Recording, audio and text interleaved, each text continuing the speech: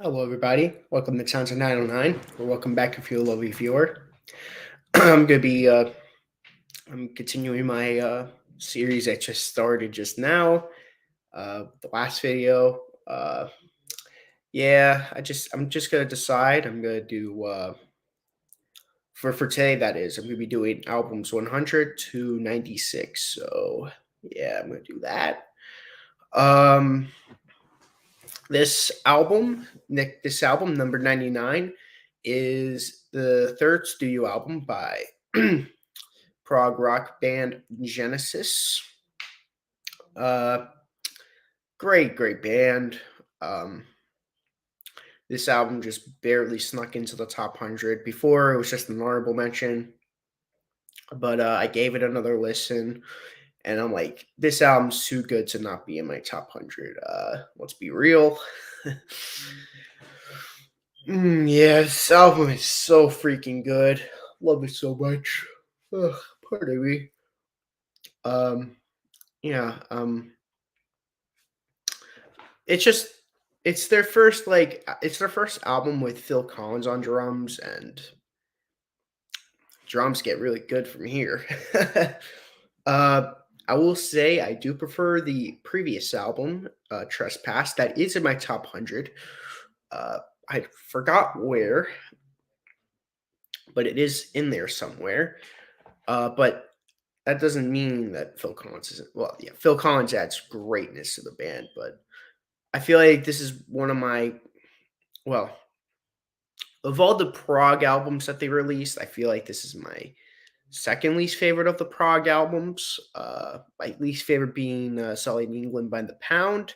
That doesn't mean that album's bad or anything. I freaking love that album. That was in my honorable mentions list from before. But yeah, I just prefer their other proggier albums. Like, well, I'm not gonna spoil it all, so I'm just gonna leave Trespasses there. But again, I'm not going to go too in depth on this album because me and Briar from Briar's Music Showcase, we're going to be covering Genesis after our Black Sabbath series. So I'm going to try not to go too in depth on Genesis as of now. I will give a little more descriptive on this because we're not going to be doing Genesis for a while. So it's just might as well talk about Genesis a lot. But musical box, amazing opener. Um, I just like you can tell right away when it begins. You just know it's gonna be a great album. Great epic song to open up your LP. Uh, it's 10 minutes long, but for me it's like 5 minutes long. It feels like it's 5 minutes long, not 10 minutes long. Good job on them for that. But yeah, the return, not for absent friends is fantastic track. It's only 2 minutes. It's like less than 2 minutes long, a little less than 2 minutes long, but it serves a great punch after the epic 10-minute song, the musical box. Great stuff. I love this song. The musical box. Sorry, I had the thing on shuffle. For absent friends. Oh my god. Great song. The Return of Giant Hogweed. Really cool name for a song, if you ask me. I love that. I love that name. Song itself is great itself. Good stuff. Uh, yeah, I really love this. Oh, pardon me. Love this freaking album.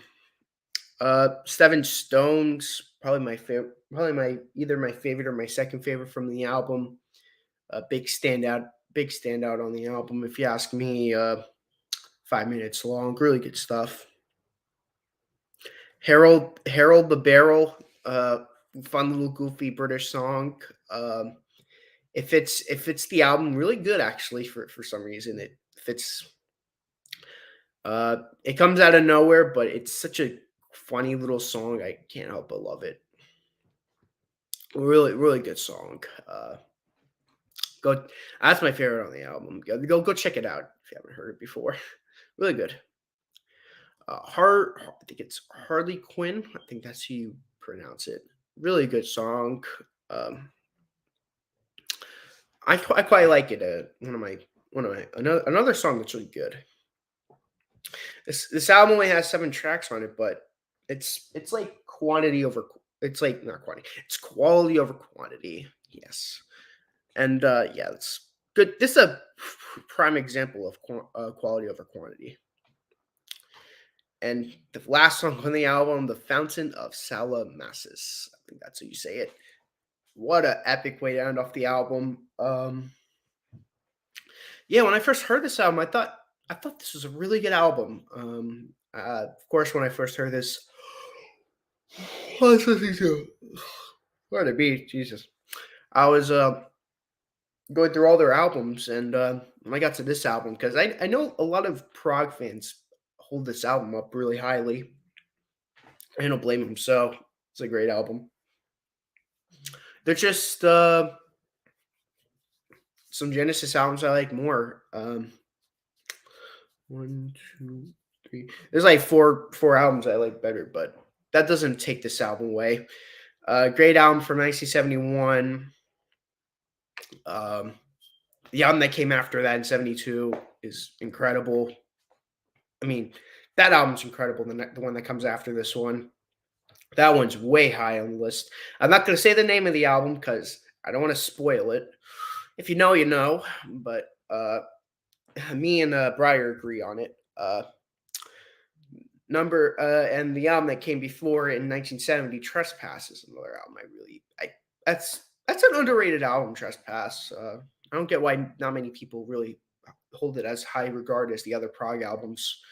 I know, like most people who listen to Genesis, they with prog fans, they go to the third album, this album, and then they brush off the first 2 albums. I like the first album a lot. It's not in my top 100. Don't worry about that. It's not even an honorable mention. It's really good, but it's not way up there. Um, Second album, Trespass, is amazing, and I feel like the first 2 albums are always the black sheep of the album, of the catalog, of the prog albums, I should say. Really good stuff though. Yeah, I love Nursery Cryme. The playing on it is top notch at this point. I will say the playing on this album's a lot better than the playing on the previous album.